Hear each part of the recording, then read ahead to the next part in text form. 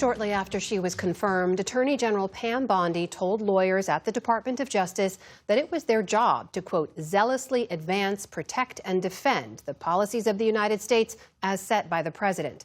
It was an early example of the ways in which the Trump administration has sought to transform the DOJ into the president's tool for promoting his agenda and challenging detractors. Justice correspondent Ali Rogan and the NewsHour Politics team have been reviewing the events of the past year to better understand how this transformation is playing out. And Ali joins me now. So, Ali, we know a big part of this story is the number of attorneys who've left the DOJ. What have you found? Yeah, Amna, since last January, the DOJ workforce has fallen by about 8%, which represents about 9,000 employees. About a fifth of that were people who accepted the DOJ offer at the beginning of the administration to retire or leave. But if you look at this chart of total DOJ staffing changes by fiscal year, they're usually not that drastic. They increase a little one year, they decrease a little the next year. But then in fiscal year 2025, there is a significant drop. So what should we understand about that? Why are people leaving? Yeah, I've spoken to a number of attorneys who have served in both Democratic and Republican administrations, many of them including the first Trump administration, and they say that it is normal for policy priorities in the Department of Justice to change depending on who's in office, what party. That's even what was done in the first Trump administration, but they say this time is very different. And Attorney General Bondi seems to be taking directions directly from President Trump. These attorneys have many different reasons for leaving. Some of them were motivated by the dismissal of some prosecutors who worked on January 6 cases. Others left after the prosecution of Kilmar Abrego Garcia after he was wrongly deported. Some lawyers have quit in response to the DOJ's hands-off approach to the immigration actions we're seeing across the country. In Minnesota, a group of attorneys quit after the DOJ declined to prosecute the ICE agent who shot and killed Renee Good. And also, Amna, we've seen the DOJ decimate or completely eliminate entire offices. What does all this mean for the work of the DOJ, their ability to investigate and prosecute cases? Well, one of the things it means is that attorneys are stretched thinner and people are prosecuting cases on which they have little to no subject matter expertise.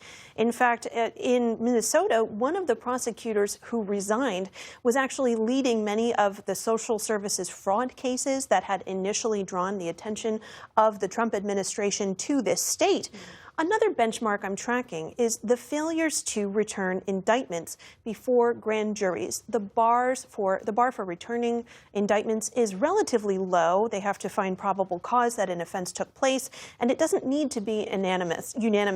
There's an old saying here that you could indict a ham sandwich, and that's why in recent years the DOJ has pursued more than 100,000 cases, and in most years that we have data for, they've only failed to get no true bill, which is what failure to indict is known as, in a handful of cases. But in this DOJ, one official told me, former official said there was a shockingly high number of no true bills. Notable cases include 2 failed attempts to indict New York Attorney General Letitia James, the case against the so-called sandwich guy involving a man who threw a sandwich at a federal agent, and more recently last week, 6 lawmakers who taped a video saying that service members did not have to obey illegal orders from the president. What are we hearing, meanwhile, and seeing from the leaders inside DOJ? We've seen allegations of retribution. Are we seeing that action? We're hearing some of it. In November, Deputy Attorney General Todd Blanche said that there was a war against judges. And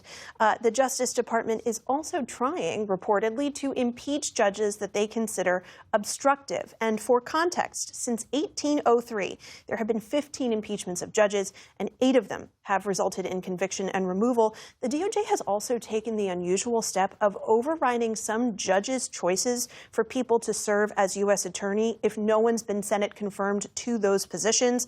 This happened in New Jersey, where judges picked a prosecutor. The DOJ overruled them and installed Trump's personal lawyer, Alina Habba.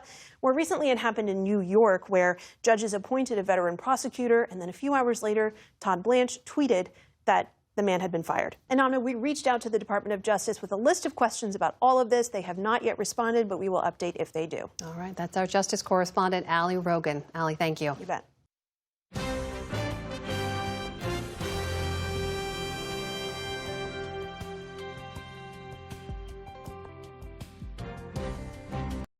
Support journalism you trust. Support PBS News. Donate now, or even better, start a monthly contribution today.